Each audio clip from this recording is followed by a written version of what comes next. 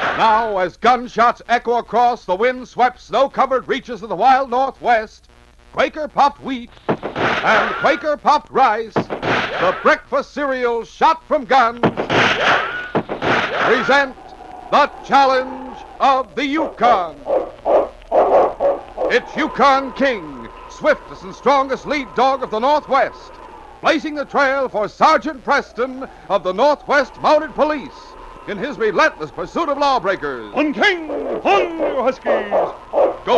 Gold discovered in the Yukon. A stampede to the Klondike in the wild race for riches. Back to the days of the gold rush. With Quaker Puffed Wheat and Quaker Puffed Rice, bringing you the adventures of Sergeant Preston and his wonder dog, Yukon King, as they meet the challenge of the Yukon.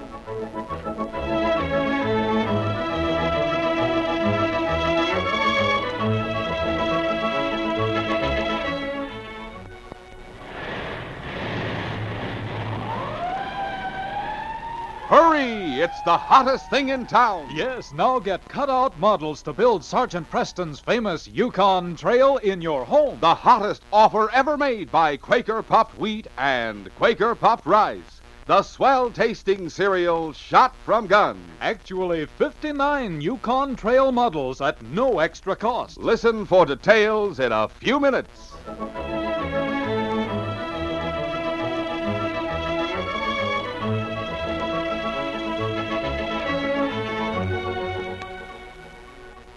Zona Howard had inherited a half-interest in a mine near Selkirk. The mine, which was known as the Dead Dutchman, was surrounded by an aura of mystery and evil legend. At first, Zona had laughed at the mine's weird reputation, but later, when troubles began piling up, it wasn't so easy to keep on scoffing. One morning, she was seated in the company tent near the mouth of the mine shaft. John Slocum, the hard-bitten mine foreman, was saying, I tell you, Miss Howard, I've never put much stock in ghosts and curses or that sort of thing. But now, well, I ain't so sure. For heaven's sake, Slocum, don't you start talking that way, too. You go ahead and laugh if you like. But how else you going to explain all these things that have been happening lately? Exactly what do you mean by all these things? Well, first that partner of yours, young Frank Drexel. He disappears as clean as though the earth opened up and swallowed him. And a whole shipment of gold dust disappears with him. I'll admit I don't know what happened to Frank. I only wish I did. Ah. But I'm sure of this much. Either he met with foul play, or else he'll turn up very soon. There was nothing supernatural involved. Well, maybe so. Anyway, after he disappeared, there were those two holdups. Then last week, we had that mine cave-in. Those two holdups weren't pulled by any ghost. They were pulled by some gunman who was very much alive. And if you ask me, that cave-in was caused by sabotage. Probably by that mine hand we fired for drinking. Zona had just finished speaking when an excited mine hand poked his head into the tent. Oh, boss. What's wrong, Jake? It's the ghost. I just heard him again. The What? ghost? Yeah, that's right. The Dead Dutchman. I just heard him tapping again down in number 4 gallery. Come on, Slocum. I intend to get to the bottom of this. All right.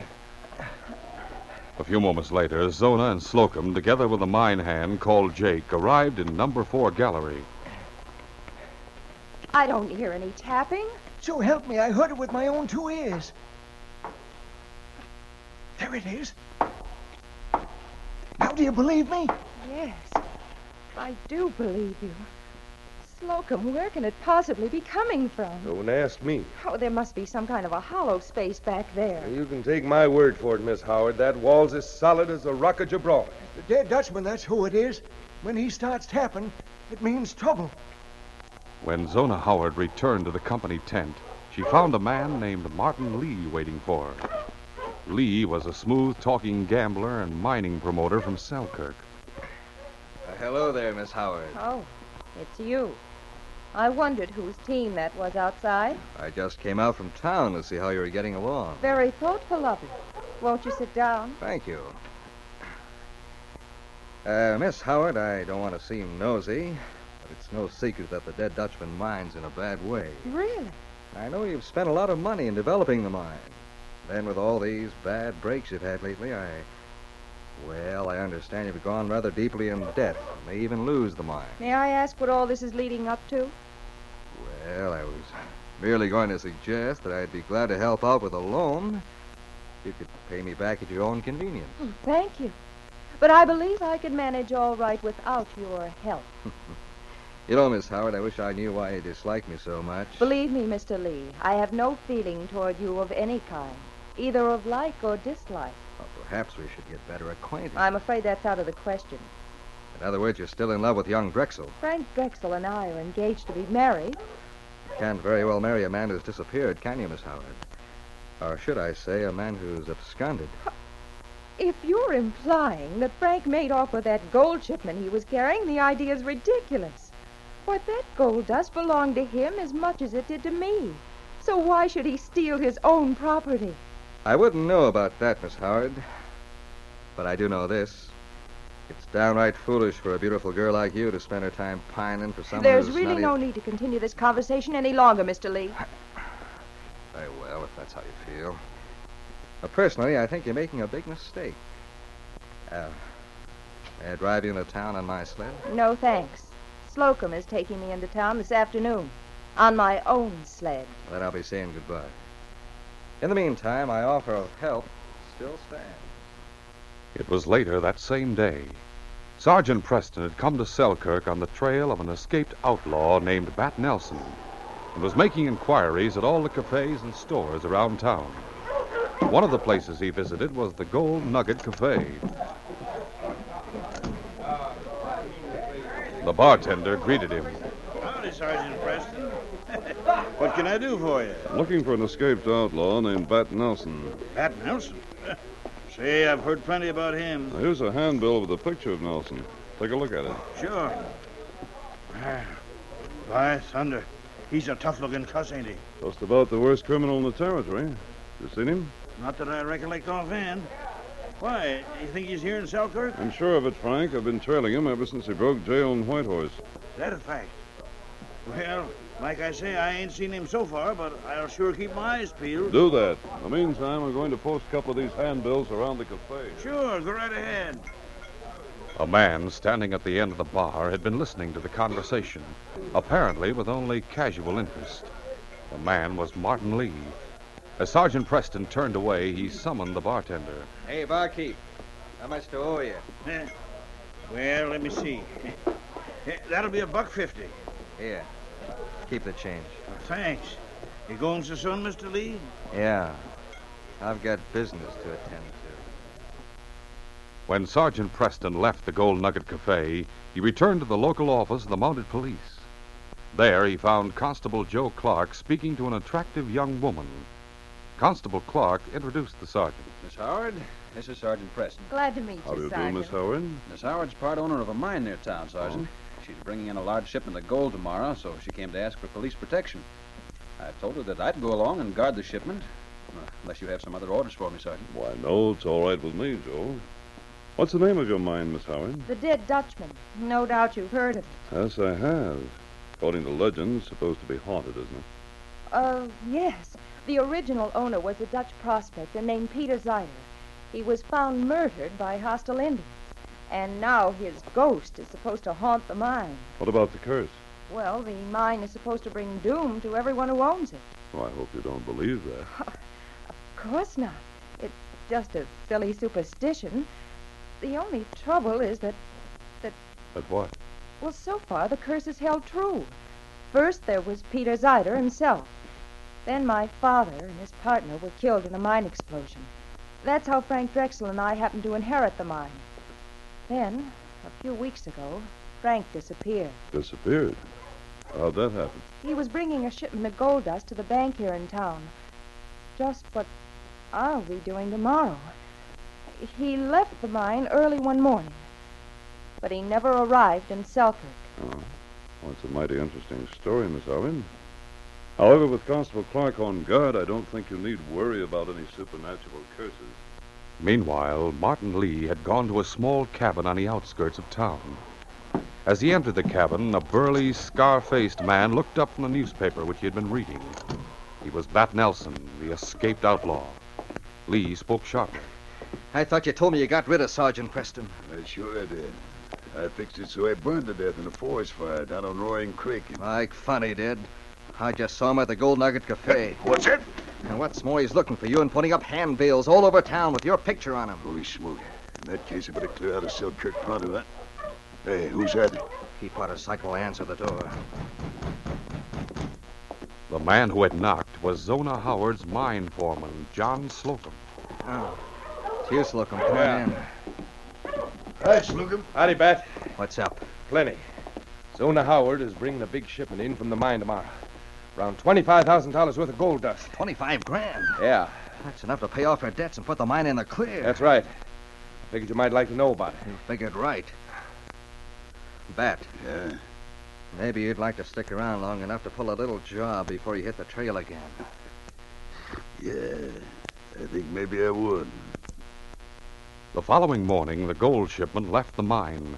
Constable Clark was traveling in the lead. Next came John Slocum, driving the freight sled on which the gold dust had been loaded. Zona Howard brought up the rear, driving her own basket sled and four-dog team. The group was traveling along a winding mountain trail when suddenly a shot rang out from behind a group of boulders. Constable Clark fell across his sled, and a second later, the voice of Bat Nelson shouted out, Off your team! Ho, ho, ho, ho. Yeah, that's better. Now you can start unloading that gold you can. And make it snappy, I'll give you just what I gave the Mountie. We'll continue our adventure in just a moment.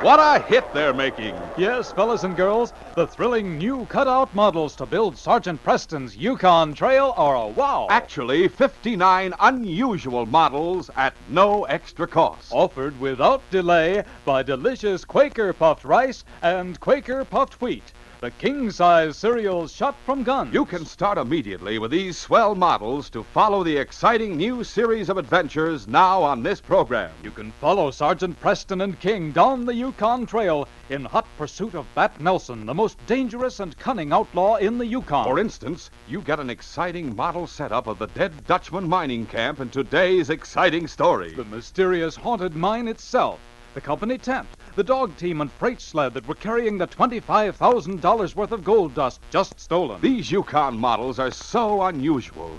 There's even scenery and interiors. The interior of the Dead Dutchman mine. The freight sled and dog team can be hitched and moved around. These Yukon Trail models are bigger, easier to put together. And they don't cost a single extra penny. These models come on 8 special new packages of Quaker puffed wheat and Quaker puffed rice, the famous cereals shot from guns. Actually exploded up to 8 times normal size to make them bigger and better tasting. And full of tender crispness and delicious nut-like flavor. So as soon as you get delicious Quaker puffed rice and Quaker puffed wheat, yes, today or tomorrow, you can start to build your Yukon Trail. Every package is clearly numbered on the front. There are 8 different packages in all. And the Dead Dutchman mining camp models are on package number 4. So hurry and get your number 4 package of swell-tasting, nourishing Quaker puffed wheat or Quaker puffed rice immediately. Remember, there's nothing to send in. No money, box tops, or coupons. Your grocer now has these Yukon Trail cutout models that come only on Quaker puffed wheat and Quaker puffed rice. Be sure you have packages number 1, 2, 3, and 4 to start building your Yukon Trail right now.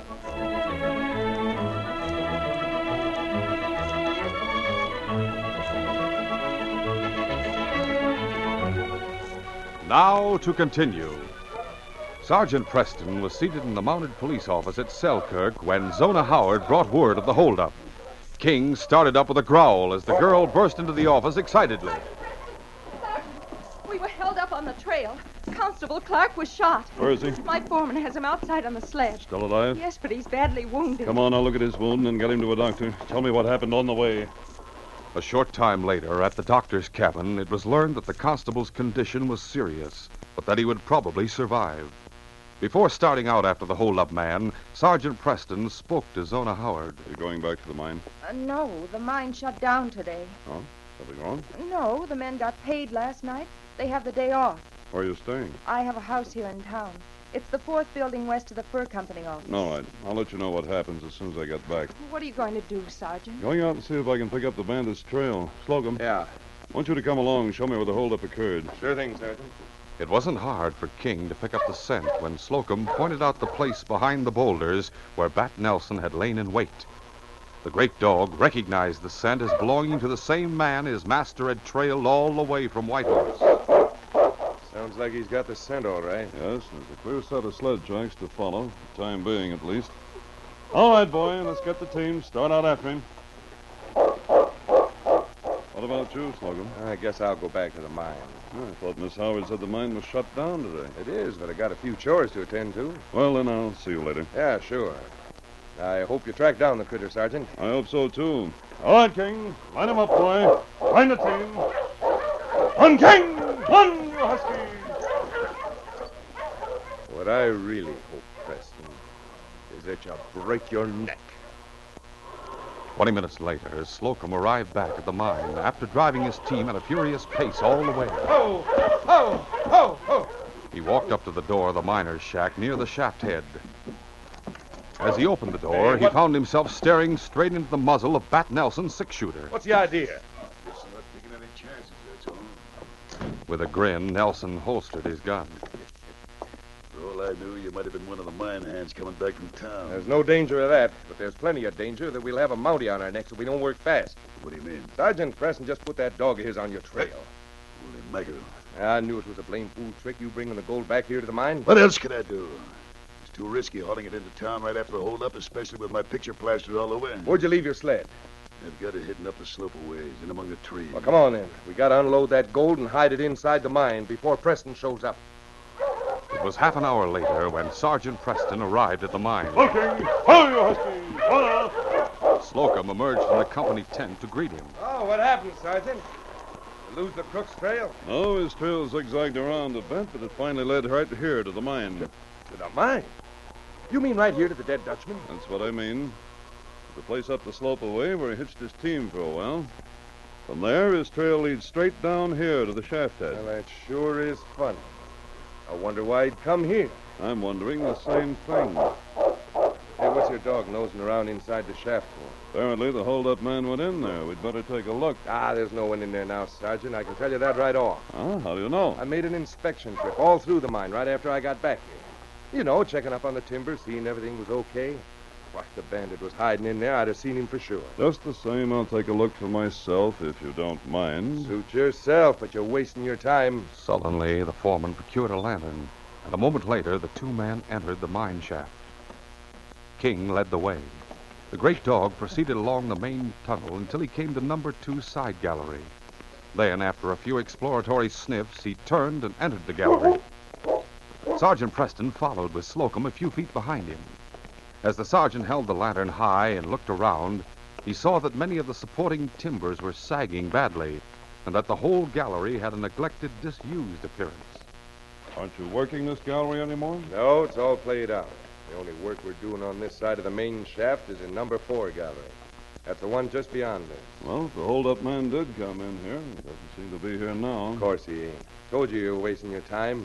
You ask me, you might as well go back. Wait a minute. King was sniffing and pawing at a huge slab of solid rock, which seemed to be embedded in one wall of the gallery. Looks like King's found something. There's nothing there. That dog's gone plumb loco. What was that? He's smoking.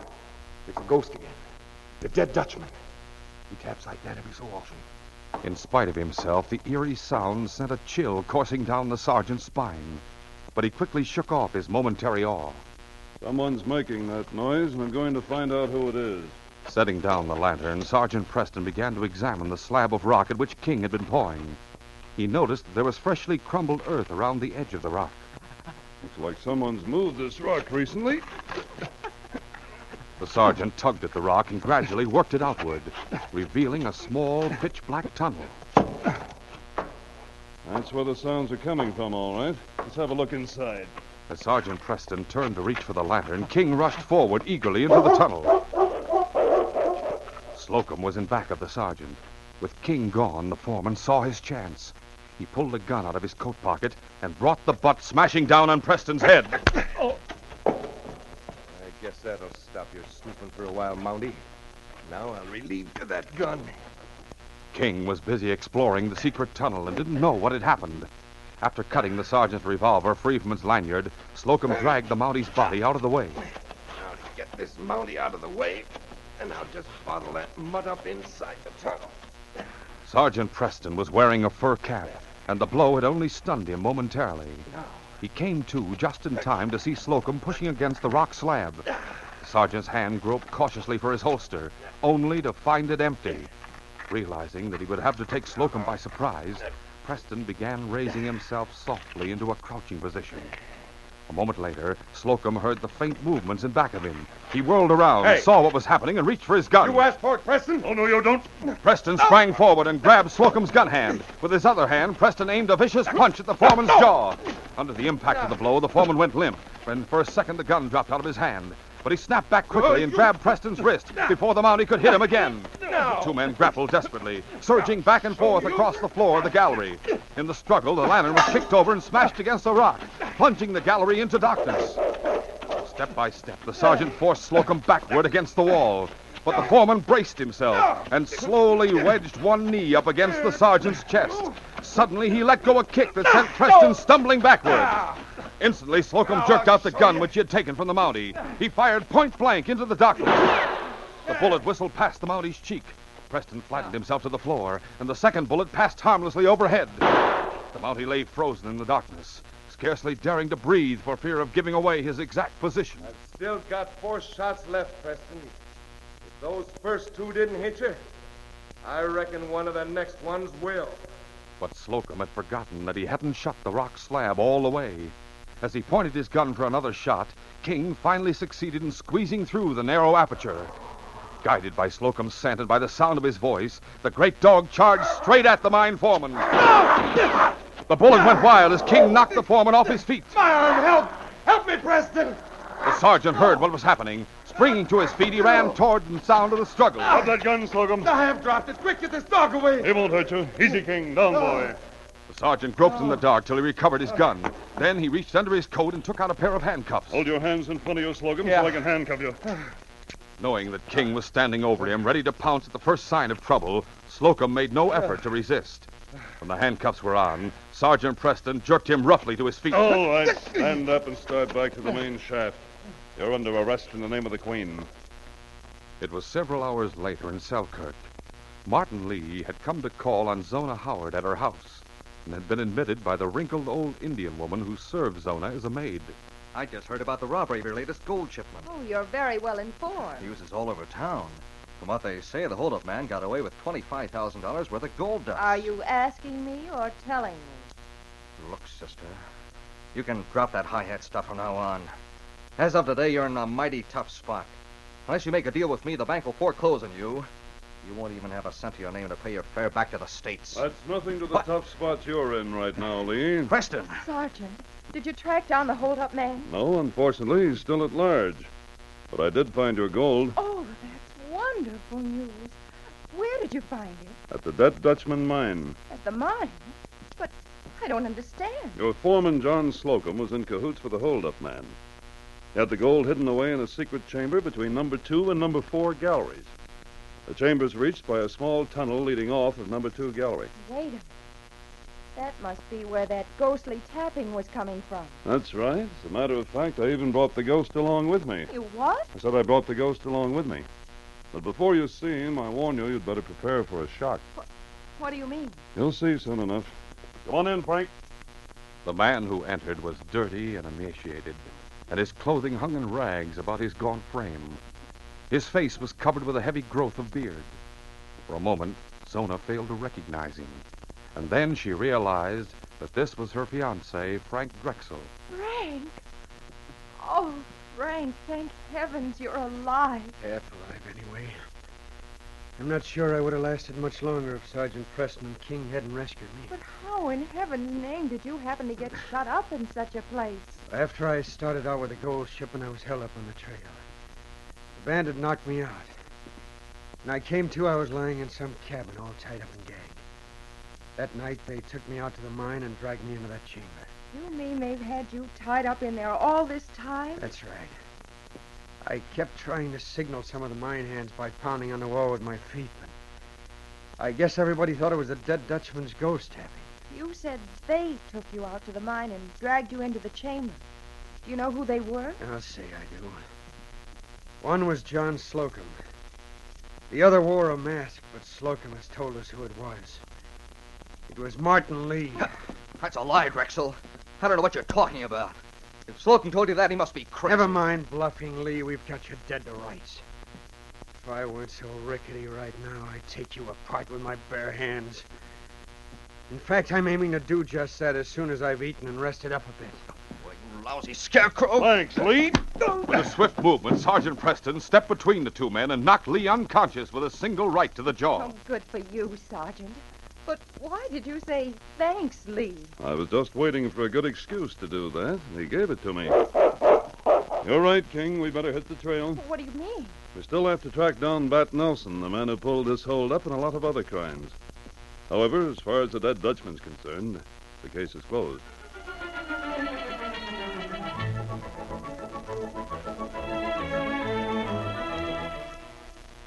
In just a moment, Sergeant Preston will give you a preview of Wednesday's adventure. Fellas and girls, get a move on. Shake a leg. Hurry to your grocer. Ask for special new Yukon Trail packages of swell-tasting, nourishing Quaker puffed wheat and Quaker puffed rice. There are 8 different new packages. And models of the haunted Dead Dutchman gold mine with sluice box, miner's shack, mine interior, company tent, basket sled and dog team, all on package number 4. Also, a Red Fox and Wolverine. You'll want all 8 packages so you can build the entire Yukon Trail and follow Sergeant Preston and King as they pursue Bat Nelson. Every package is clearly numbered on the front. Just to mention a few, on package number 1, you get White Horse Jail that Bat Nelson escaped from. On number 2, General Store and Interior. And on number 3, the lumber camp where Bat Nelson hid out. Don't miss any of these exciting Yukon Trail models. There's no waiting, no extra cost. They're at your grocers now. These 59 larger, easier-to-build models come only on the packages of Quaker puffed wheat and Quaker puffed rice, the original crisp, fresh, shot-from-guns cereal that is never sold in bags or bulk. Get yours right away. Listen Wednesday when Sergeant Preston and Yukon King meet the challenge of the Yukon in the case of the Black Cat. When an old trapper named Gabby Garland was shot and robbed, it looked as though the crooks who did the job might never be found. But Gabby's pet cat gave me an important clue to the identity of the criminals. I set out to investigate and wound up facing sudden death from a hidden 6-gun. Be sure to hear this exciting adventure Wednesday.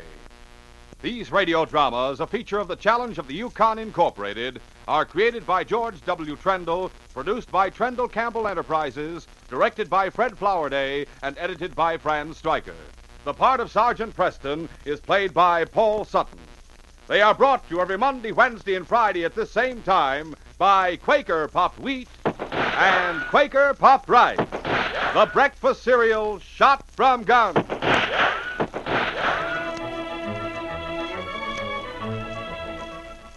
Your best bet for hot breakfast is Quaker Oats. The giant of the cereals is Quaker Oats. Delicious, nutritious, makes you feel ambitious. The giant of the cereals is Quaker Oats. Yes, if you want to be a star in sports and school activities, make your hot cereal Quaker Oats, 'cause Quaker Oats helps grow the stars of the future. You get more growth, more endurance from oatmeal than from any other whole grain cereal. Remember, Quaker and Mother's Oats are the same. This is J. Michael wishing you goodbye, good luck, and good health from Quaker Puffed Wheat and Quaker Puffed Rice. So long. This is ABC, the American Broadcasting Company.